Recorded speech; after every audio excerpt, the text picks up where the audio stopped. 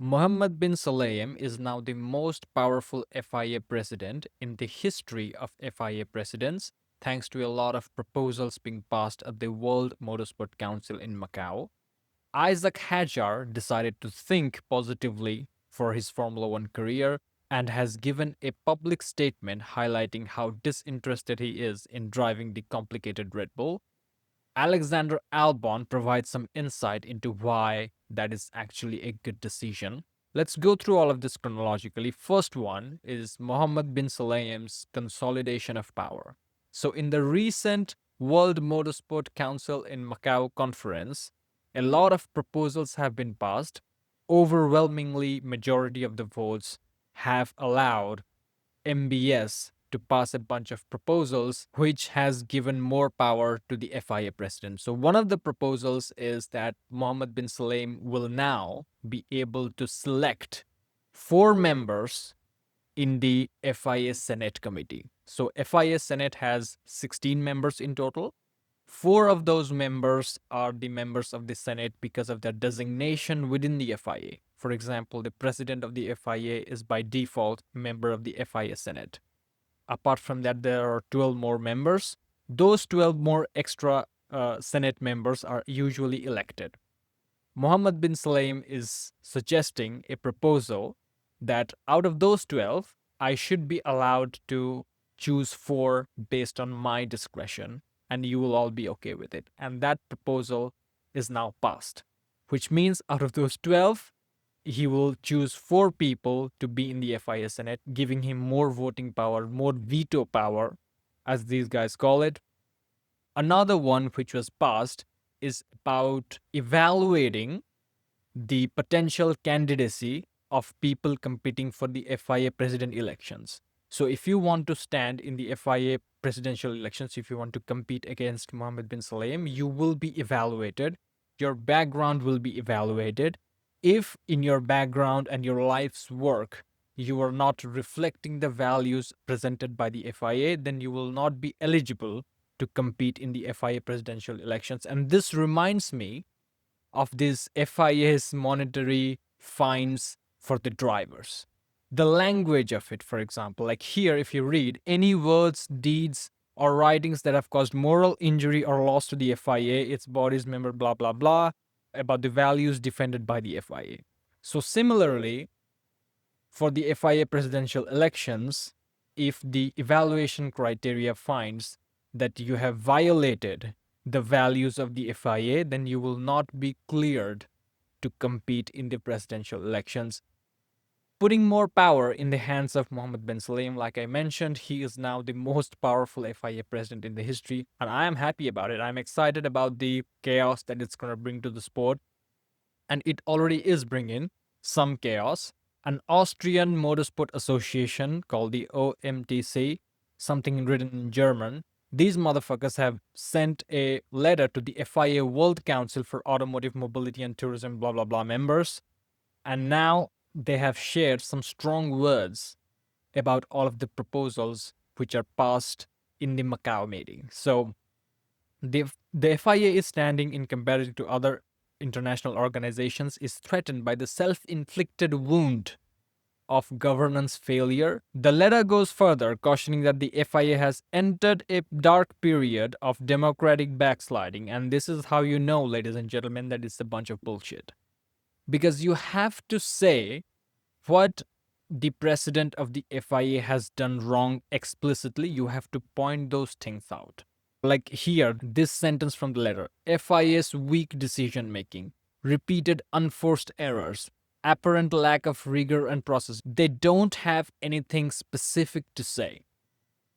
There has been a lot of pushback against Ben Sulayem since the moment he started making things good for the FIA, at least financially. And now these comments, like he's not following the procedures, it's leading to democratic backsliding, the FIA is entering a dark phase. These are all broad terms, and you have to define it. What has Mohammed bin Sulayem done which has compromised how the races are being organized? Because frankly, the way I am seeing the races in Formula One, They are very much similar to the era before Mohammed bin Sulayem from a spectator's perspective. Like, for example, the FIA was inconsistent in giving penalties before Mohammed bin Sulayem, and they still are inconsistent in giving penalties and defining rules in the era of Mohammed bin Sulayem. So I don't see that much of a difference other than the fact that bin Sulayem has, he is pissing off a lot of people. So maybe there is a conspiracy against Mohammed bin Sulayem because I think he's out here to do something good. What has he done wrong, by the way? Like, a lot of people are saying bin Sulayem has done this bad, has done that bad. Some people have resigned and some people have been fired under mysterious circumstances. Fuck him, who gives a shit? But in the day-to-day functioning of the Grand Prix weekends, is pretty much the same. The FIA are still as incompetent as they used to be. So I don't see any problem. The only good thing, I can only see good things about Ben Sulayem being here because it gives us a lot of drama and it is also saving a lot of money to the FIA. Isaac Hadjar has now taken Nico Rosberg's advice. So Nico Rosberg, after the Spanish Grand Prix weekend, after seeing Yuki Tsunoda struggle that much, he has an advice for Isaac Hadjar, the French guy. He said that if Red Bull approaches him and floats the idea of an upgrade to the RB21, just fucking say no. Because you're doing good. The season started a little bit difficult for Isaac Hadjar, but right now he has found more confidence in the car, more performance in the car, and he is now doing great. His performance, particularly in Monaco Grand Prix, obviously Liam Lawson helped him by backing up the field, but his performance in Monaco Grand Prix was amazing. He also scored some points in Spain, so he is on a good run. If he's upgraded to Red Bull, he's going to be Max Verstappen's teammate. You're not beating Max Verstappen in same machinery. I don't care who the fuck you are. Isaac actually confirms, it's a bit scary, but I wouldn't feel ready. I'm just 9 races in and it looks to be complicated when I look at Yuki and Liam, who are very quality drivers. So no, I am not very ready. These are some wise words of wisdom from Isaac Hadjar because he clearly is making the right decision by being public with it. Right now, Helmut Marko is going to be pissed off at him and he is not going to think about promoting Isaac Hadjar even if the opportunity arises because of these statements, because of the lack of confidence. Liam Lawson got the Red Bull seat at the beginning of 2025 season because he has this stupid confidence, stupid arrogant level of confidence. Isaac Hadjar is smart. He has realized that being a second driver in a team where Max Verstappen is the first driver is a death sentence to your Formula One career. First of all, he is a rookie. Even if he goes to Red Bull 1 year in, Max Verstappen has a huge amount of experience advantage. He has lots of knowledge and he is actually the best driver on the grid. So there is no way Isaac Hadjar is going to emerge out of Verstappen's shadow and beat Verstappen. Furthermore, Red Bull will probably never going to prioritize any other driver over Max Verstappen, even if these two drivers are fighting for the world championship. And also beating Verstappen in the same car is crazy. It's insane. It's extremely difficult. What he needs to do, Isaac, is now perform in the Visa V-Carb Racing Bulls so well that other teams get interested in him and pull him out of the toxic Red Bull family. Alexander Albon, confirms it. Alex had the experience of driving the Toro Rosso and the Red Bull, and he explains, I think the Red Bull racing cars on a knife's edge, and he is talking about the Racing Bulls as well. The RB is quite a forgiving car. So Red Bull Racing, very difficult to drive on a knife's edge, and the Racing Bull car is well balanced.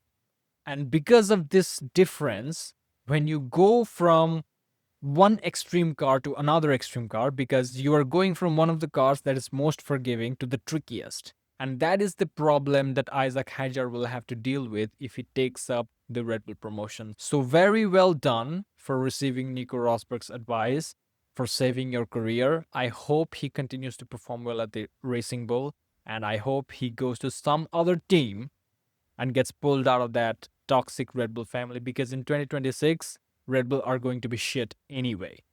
Because they don't have Adrian Newey, things are falling apart, Max Verstappen is getting pissed off.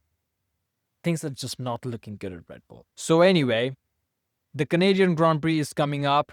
Mohammed bin Sulayem has more power than ever, so anything can happen in the administrative side at least. Hadjar made a perfect career decision by giving a public statement that he's not ready to drive for the Red Bull. I hope he continues to perform in that team, and I hope some other team gets interested in this guy and takes him and grow him to become a future world champion in Formula One. Thank you for watching, like and subscribe, and I'll see you in the next one.